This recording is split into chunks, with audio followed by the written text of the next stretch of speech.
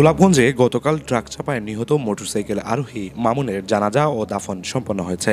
আজ রোববার বাদজোহর উপজেলার হেদিমগঞ্জ ৫ মাইল এলাকার সিংপুর জামে মসজিদে নামাজে জানাজা শেষে পারিবারিক কবরস্থানে তাকে দাফন করা হয়। জানাজায় পরিবার পরিজন, বিভিন্ন সামাজিক রাজনৈতিক ব্যক্তিবর্গ ও মামুনের শুভাকাঙ্ক্ষী সহ হাজারো মানুষ অংশ নেন।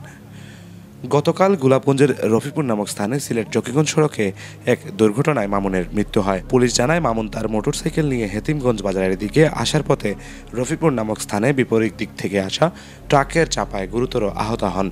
পরে তাকে উদ্ধার করে সিলেট মহানগরীর একটি বেসরকারি হাসপাতালে নিয়ে গেলে বিকালে তিনি মৃত্যুর কোলে ঢলে পড়েন।